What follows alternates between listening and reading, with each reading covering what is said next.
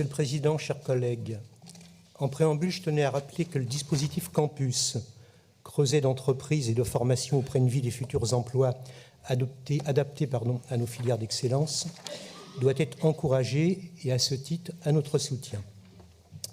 Bien sûr, comme tout dispositif, il se doit d'être évalué avec le recul nécessaire afin d'en apprécier l'efficacité.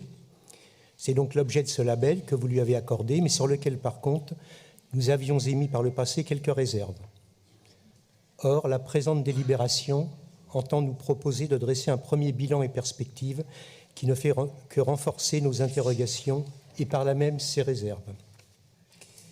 En effet, sur le bilan tout d'abord, au niveau de sa pertinence, j'ai bien entendu les explications qui nous ont été données en commission, quelques explications et également celles données par Monsieur le vice-président Lambrini. Toutefois, faute d'éléments précis, nous n'arrivons toujours pas à voir clairement sa valeur ajoutée et en quoi il se différencie du label créé en 2014 par l'État, le Campus des métiers et qualifications, et notamment dans son option Excellence. Nous avons eu quelques explications, nous finançons, ce sont des territoires fragiles, bref, ça reste assez flou à notre avis. Et en l'état, nous pourrions nous demander si en fait ce label n'est pas un label créé par la région pour venir un peu se démarquer du label de l'État. Sur le côté pratique, nous avons la coexistence au sein de certains campus de ces deux labels. Donc je pense que c'est de nature à complexifier le fonctionnement. On nous a affirmé que ce n'était pas le cas dans la gestion courante.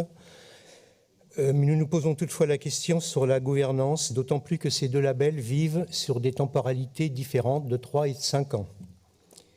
Alors cette gouvernance nous a été présentée comme souple.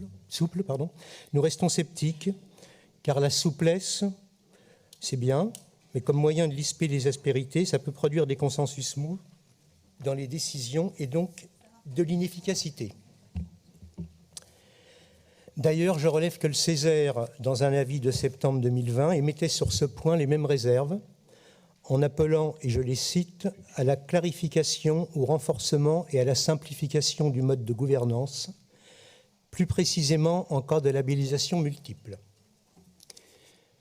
Quid par ailleurs du rôle de l'élu au sein de chaque campus, dans sa dimension stratégique, cela se conçoit, dans sa dimension politique, entre guillemets, cela appelle développement. Quant aux perspectives, la présente délibération ne nous fournit aucun chiffre précis. Si, suite aux questions posées en commission, nous avons eu quelques réponses, ces derniers restent conditionnels.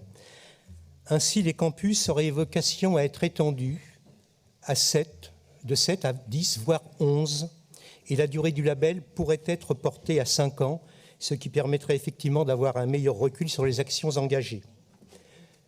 Mais dans ce cas, pourquoi ne pas avoir évoqué dans cette délibération ? Car il s'agit à nos yeux d'évolutions majeures.